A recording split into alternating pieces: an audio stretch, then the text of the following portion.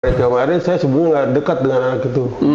Sedikit yang kayak begitu merasa, gua ayah ditakutin gitu. Kadang dan Al-Quran sudah mendahulukan hal itu gitu, bahwa ternyata, ayah teh penting banget gitu peran dalam pendidikan anak teh, gitu ya. Dan ini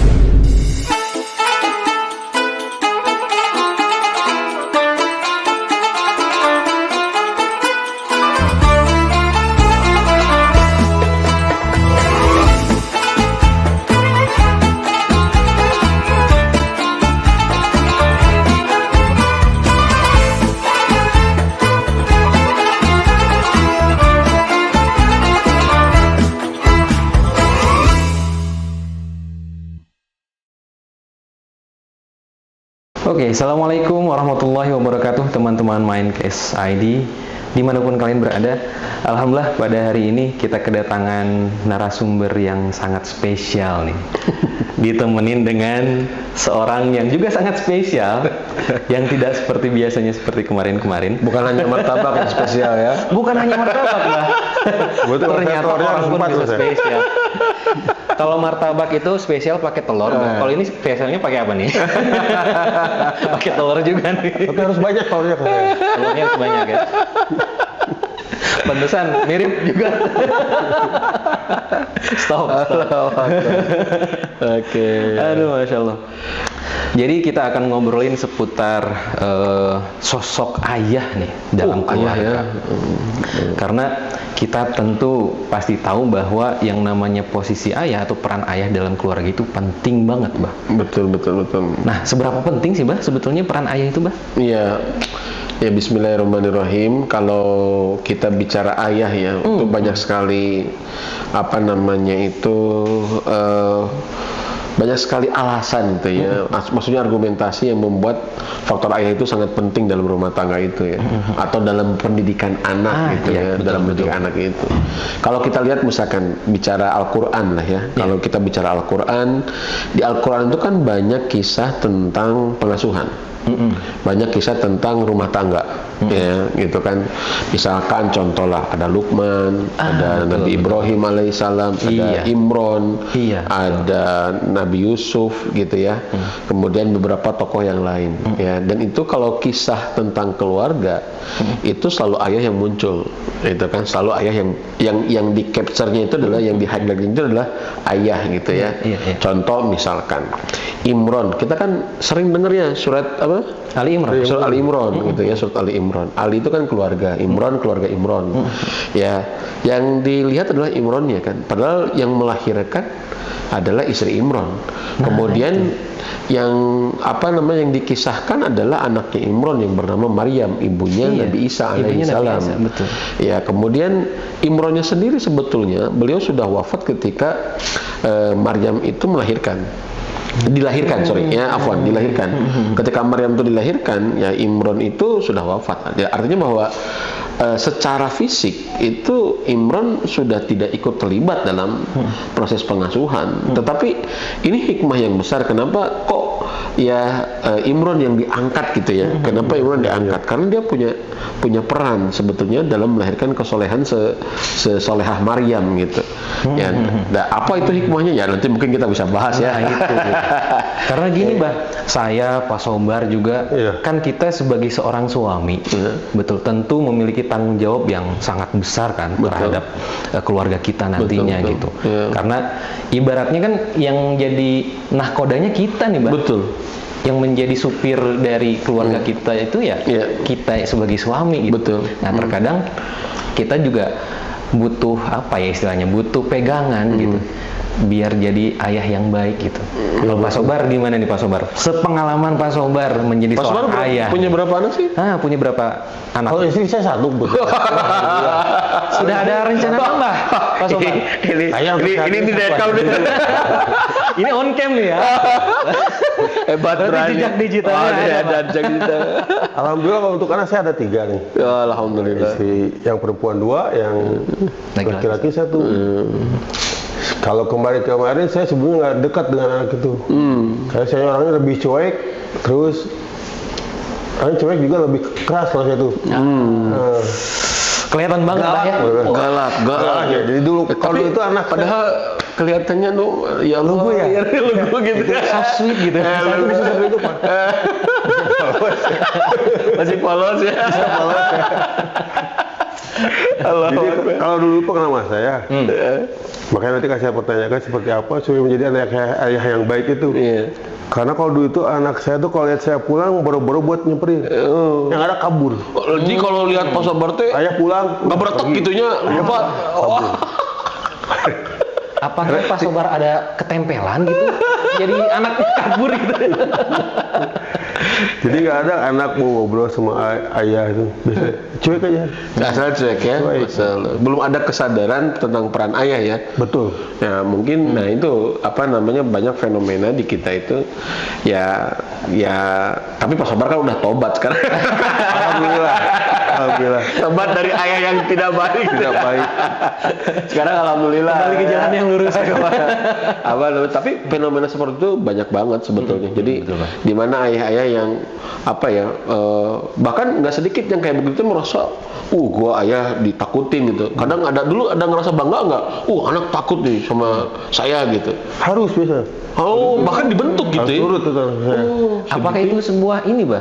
Artinya diturunkan gitu dari orang tua dulu? Mungkin ada ya, mungkin ada dan itu terbentuk ya dengan secara alamiah atau memang ya terjebak aja dengan kondisi yang kayak begitu gitu. Dan itu biasanya merasa bahwa itu berhasil gitu. Nah. Jadi berhasil kalau anak sudah takut sama gua gitu ya. Ngesieun ku urang pokoknya budak tuh orang tuh berarti geus jadi ayah nu hebat gitu. Nurut padahal itu sebetulnya bom waktu. Ya bom waktu yang pada waktu itu mungkin anak ya akan takut ya. Tapi nggak kagum gitu maksudnya. Ya akan takut tapi nggak kagum, akan takut tapi nggak dekat ya. Akan takut tapi secara emosi tidak lekat gitu ya. Nggak ada ikatan jiwanya, nggak ada ikatan hatinya gitu ya, nggak ada bondingnya. Tapi takut gitu, tapi tidak menghasilkan kebaikan. Ya sedangkan kan yang kita butuhkan sebetulnya bukan harus ditakuti, tapi bagaimana jadi inspirasi kan begitu ya buat anak-anak. Nah kalau kita lihat misalkan kalau tadi balik lagi misalkan tentang kisah Imran, ada juga kisah Luqman kan? Iya, betul. Kisah Luqman itu kan surat Luqman itu surat ke-31 ya, surat Luqman itu. Dan itu diabadikan Luqman itu. Padahal dia bukan seorang yang hebat, bukan orang yang bahkan disebutkan dalam tafsir hanya hamba sahaya biasa. Bukan gitu nabi ya, Bah, ya? Bukan nabi gitu ya. Tetapi justru Allah mengabadikan Luqman ini sebagai sosok ayah. Betul. Gitu kan. Dan mengabadikan namanya menjadi nama Bahkan surat. nama surat gitu. Saking ayatnya penting gitu. Walaupun nama istrinya kan nggak disebut gitu ya.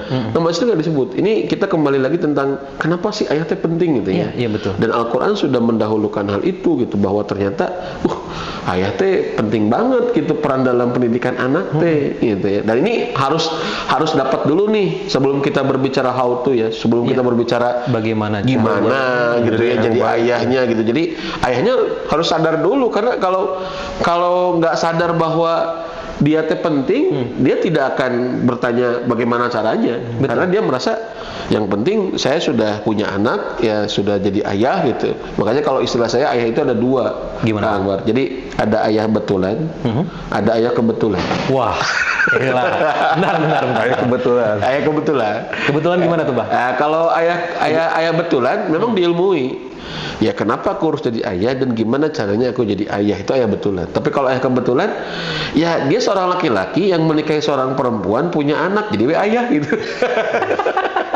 Kebetulan jadi ayah. Kalau nggak ada anak ya jadi ayah gitu. Karena tidak punya ilmu itu ya. Ya nggak diilmui. Pokoknya mah sangat geli yang nawe pokoknya Tapi lah. gini, Bah. Kalau untuk misalkan menjadi seorang guru, ada sekolahnya kan? Betul. Ya kita misalkan kuliah di tempat jadi guru gitu kan. Kemudian kita pengen jadi mekanik, ada sekolahnya. Betul. Pengen jadi insinyur, ada sekolahnya. Tapi kan untuk menjadi ayah nggak ada sekolahnya, Pak. Betul. Gimana nih caranya biar kita dapat ilmu gitu kan? Menjadi seorang ayah yang memang sudah memang diidam-idamkan lah oleh anak gitu. Nah itulah pentingnya kita belajar ya. Itulah pentingnya kita belajar gimana caranya jadi ayah gitu, supaya betul-betul kita tahu lah. Dan saya banyak mendapatkannya banyak materi-materi atau teori-teori yang sebetulnya simpel, sederhana.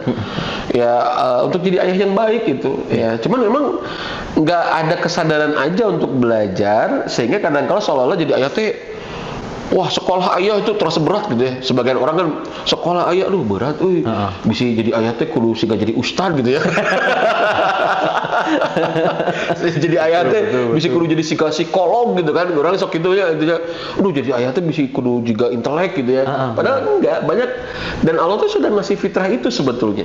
Jadi ilmu-ilmu itu sebetulnya adalah mengaktifasi fitrah yang sudah Allah sampaikan, ya yang sudah Allah sematkan dalam diri kita gitu. Contoh misalkan ayah itu raja tega. Itu kan memang fitrah laki-laki itu ya, fitrah ayah itu ya memang egonya lebih kuat gitu. Dan ego yang kuat mengantarkan ayah itu untuk punya sikap tega ya. Dan tega itu adalah salah satu modal supaya bisa memandirikan anak gitu. Jadi anak itu nggak bisa mandiri kalau nggak tega orang tuanya gitu. Berarti si ayah ini harus punya peran untuk bisa memandirikan anak. Jadi kenapa anak-anak kita nggak mandiri? Ya kalau mau dicari asbabnya, salah satu asbabnya adalah ayah kurang hadir. Jadi anaknya nggak mandiri, anaknya nggak berani, anaknya nggak percaya diri. Karena si ayah itu jadi tidak tampil. Tidak tampil. Jadi tidak tampil untuk bareng istrinya mendidik anak gitu. Karena kalau perempuan ya nggak semua ya, tapi rata-rata perempuan itu ratu damai. Jadi pengennya udahlah damai aja, udah ngalah aja gitu. Jadi kalau laki ribut, mungkin layangannya diambil sama orang lain, si ibu akan bilang udah ngalah aja kan. Tapi maaf nih, tadi kan Abah bilang untuk karakter ayah yang baik sendiri itu tadi udah terinstal sebenarnya. Betul. Untuk menjadi seorang ayah yang baik. Tapi kebanyakan kan tidak keluar itu, tidak muncul karena tidak diilmui. Terus apakah menjadi saya dulu misalnya nih, jadi sosok ayah yang galak lah istilahnya, keras, bentak, karena apakah ke lingkungan sekitar saya nih mempengaruhi tidak? Lingkungan sekitarnya maksudnya di rumah atau di luar? Di luar. Oh, oke. Soalnya di luar saya kan keras nih. Dulu kan selain melatih bela diri juga membentuk orang untuk menjadi tegas itu. Dulu itu saya melatih orang untuk menjadi tegas, menjadi mempunyai keahlian untuk membereskan satu masalah tanpa harus mundur, harus maju terus. Oke. Jadi muncul, kalau saya itu dulu punya bahasa yang latih itu nantah. lebih HD ngucur kesang di tempat latihan daripada ngucur kesang di tempat perang. Lebih baik mendengar di badan latihan daripada mandi darah di badan tempur. Ini bah yang dinamain preman pensiun. Jadi apakah karakter seperti itu terbawa ke rumah tanpa disadari itu? Iya. Nah itu tuh profesi apapun kita sebetulnya kadang-kala tanpa disadari itu tuh dibawa ke rumah. Ya akhirnya ketika kita tidak mengilmui, kita nggak sadar itu bukan pada tempatnya gitu. Kan gitu kan semua kan harus ada pada tempatnya. Betul, apakah seperti itu butuh nggak? Oh butuh. Di medan perang terus kayak begitu. Kalau urusan tempur harus bela yang benar kan, masa kita harus ditampar pipi kanan dikasih pipi kiri kan nggak mungkin juga kan gitu. Tapi kan tidak begitu ketika dalam proses pembinaan, ketika dalam proses tarbiyah, ketika dalam proses apalagi keanakan gitu kan. Itu beda lagi gitu kan. Ketegasannya is oke, tapi bagaimana itu mengkomunikasikan kepada anak atau mendidik anak supaya tegas, nah itu tentu kan butuh ilmunya kan begitu. Betul. Jadi sifat itu penting ya, dan itu kadang-kala kita terjebak. Saya nih contohnya ya, kadang-kala karena profesi saya adalah ngajar misalkan ya, mengajar. Walaupun orang kalau nanya ngajar apa bah? Ya ngajaran tuh, ngajaran dong.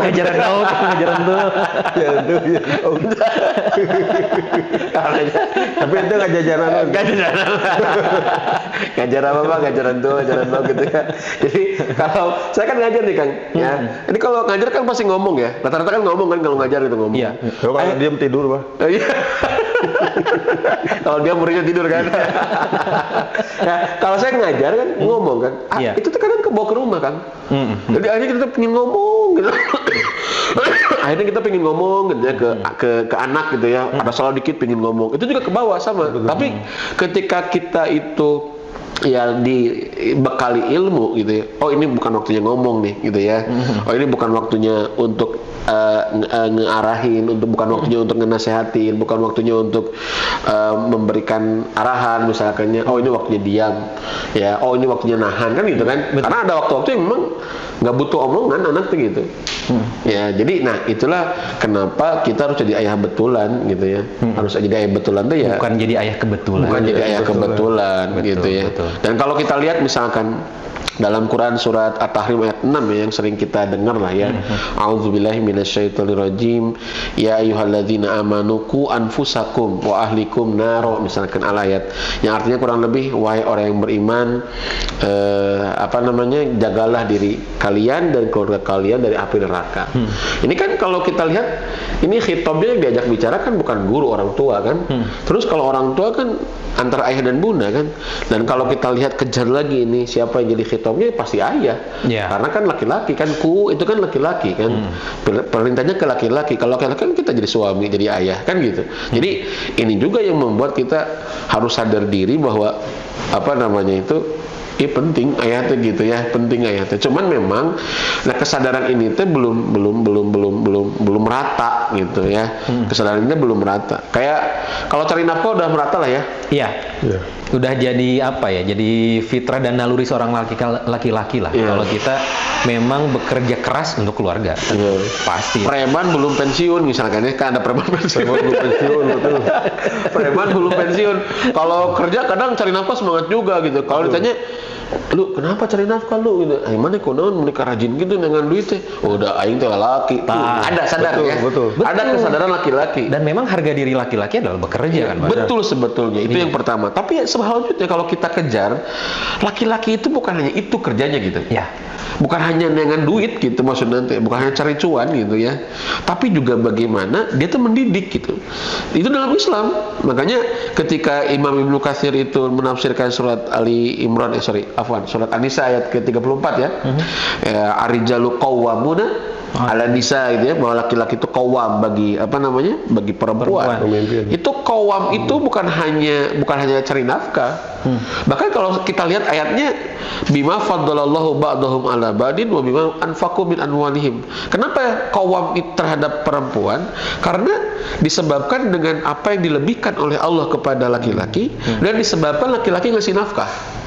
Jadi sebetulnya kalau kita lihat struktur ayatnya, jadi qawwam itu bukannya ngasih nafkah. Ngasih nafkah itu syarat supaya qawwam itu tegak. Ngerti gak? Iya.